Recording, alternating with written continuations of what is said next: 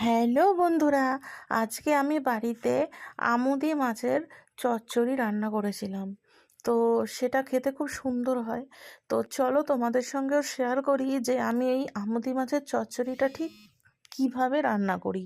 তো সিম্পলভাবেই আমি রান্না করি, আর খেতেও হয় খুবই অসাধারণ। তো চলো, এখানে আমি পেঁয়াজ, আলু আর পেঁয়াজ কলি আর টমেটো কেটে নিয়েছি। এটার মধ্যে আমি আদা, জিরে, মানে আদা বাটা আর রসুন বাটা ব্যবহার করিনি।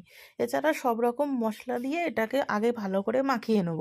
তো এর মধ্যে এবার আমি একে একে করে এক একটা করে মশলাগুলো দিলাম। মাছটা দিয়ে দেওয়ার পর মাছের মধ্যে নুন, হলুদ, জিরের গুঁড়ো, ধনের গুঁড়ো আর দিয়েছিলাম লঙ্কার গুঁড়ো। একটু লঙ্কার গুঁড়োটা আমি একটু বেশি করেই দেওয়ার চেষ্টা করেছি।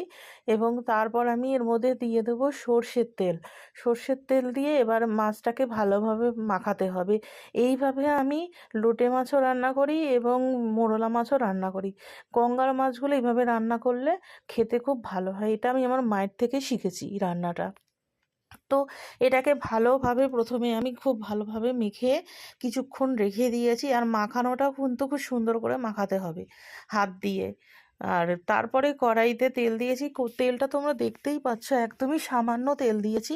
খুব বেশি তেল দেওয়ার প্রয়োজন নেই। তেলটা যেই গরম হয়ে যাবে তারপর আমি এই পুরো ম্যারিনেট করা মাছটা দিয়ে দিলাম। দিয়ে এবার একটু নাড়াচাড়া করে, একটু নাড়াচাড়া করতে হবে যাতে নিচ দিয়ে লেগে না যায়, যেহেতু তেলটা কম আছে সেই জন্য।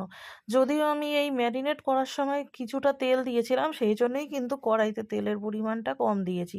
তো একটু নাড়াচাড়া করে যেই বাটিটার মধ্যে আমি মশলাটা মেখেছি সেই বাটিতে তো অনেক মশলা লেগেছিল, বাটিটা ধুয়ে আমি এই যে জল দিয়ে দিলাম। আর আমি জল দেব না, এবার এই জলেই ঢাকনা দিয়ে দিয়ে মাছটা রান্না হবে। তারপরে আমি জলের মধ্যে ঢাকনাটাও সেট করে লাগিয়ে দিলাম। 10 মিনিট পরে এসে দেখলাম যে মশলাটা থেকে একদমই অনেকটাই জল বেরিয়েছে, আর অনেকটা মশলাটাও অনেকটা রান্না হয়ে এসছে প্রায়।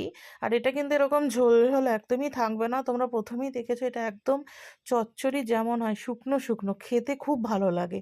হ্যাঁ, মাছগুলো কিন্তু ভেঙে যায় কিন্তু খেতে খুবই ভালো লাগে। এবার আমি জলটাকে একটু একটু করে টানিয়ে নিয়েছি। জলটাকে টানিয়ে নেওয়ার পর দেখো একদমই শুকনো শুকনো হয়ে গেছে। আরও জলটাকে টানাতে হবে, একটুও যাতে ঝোল না থাকে। আর এটাতে কোনো গরম মশলারও কোনো প্রয়োজন নেই, আমি দিই না। অনেকে দিতে পারে, আমি দিই না, আমার ভালো লাগে না বলে। এই মাছটার ফ্লেভারটা তাহলে নষ্ট হয়ে যাবে।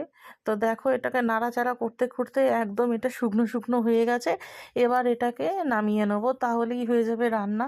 আর এই যে এখন ফুটছে, এখনো কিছুটা কিছুটা জল আছে, যেহেতু এই জন্য ফুটছে, ধিমে আছে। তো প্লাস আমার রান্নাটা এরকম ভাবেই করবো। হর হর মহাদেব।